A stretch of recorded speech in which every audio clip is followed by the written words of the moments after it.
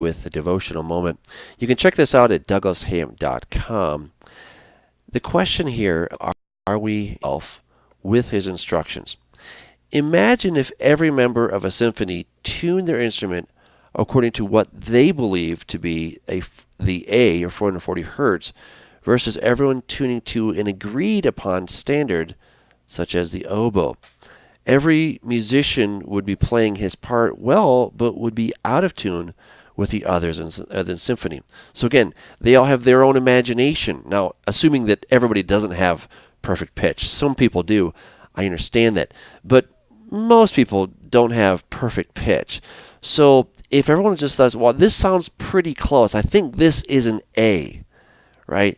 If they did that, then they could all play their part well, even though they'd all be out of tune with another. And so they always tune with the oboe because that is the one that is just what they've been tuning to for quite a while. So they would be playing their own part, and instead of the symphony, which means together sound, it would be a dissonant cacophony of individual members. The same thing happens when we, as individuals, decide to tune the instruments of our lives to our own pitch and not according to God's. Who is the master musician?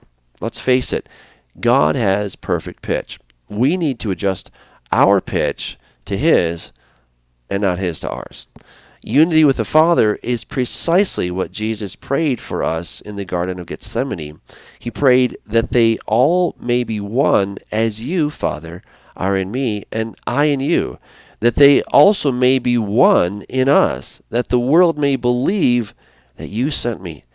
And the glory which you gave me I have given them, that they may be one just as we are one.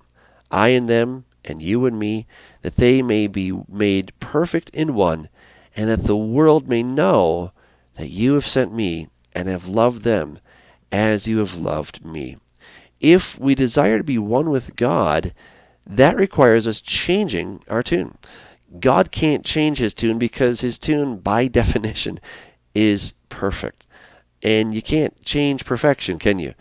God told us what is in tune with Him, what is right, and what is out of tune with Him, what is wrong. And those definitions cannot ever change. What is right will always be right, and what is wrong will always be wrong. Thus, when we think about keeping the commandments, it isn't just a list of do's and don'ts, but rather it's God's instructions on how to be in harmony, or as Jesus prayed, to be one with Him. The more we practice the things He told us to do, the more in sync and in perfect pitch with God we will be. The question really is whether we want dissonance or consonance.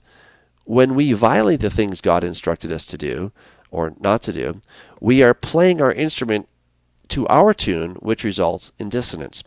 When we follow His instructions, we're in consonance with God.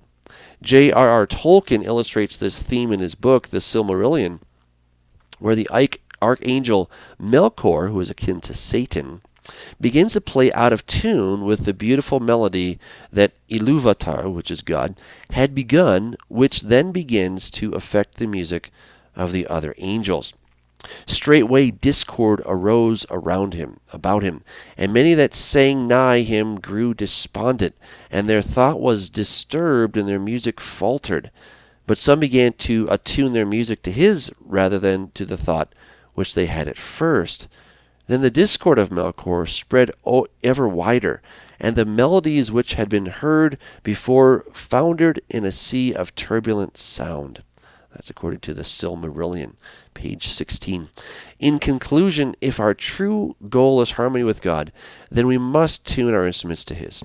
In other words, we must live according to the instructions He has given because they're perfect. To live contrary to them will bring discord and break the unity that we desire. On the other hand, when we live in accordance with His instructions, then our lives enjoy His peace, His rest, and His blessing. In essence, we play our part in perfect harmony with His symphony. Well, it's obviously clear that we want to be in harmony with God. We want to be in tune with God. Think about that today as you go through your day. Are you in harmony with God, or are you dissonant with God? He's not going to change. He's perfect. We're the ones who need to change. We need to be in tune with what He's doing, with who He is, how He thinks, and how He sees the world, and then we will enjoy a wonderful symphony. God bless.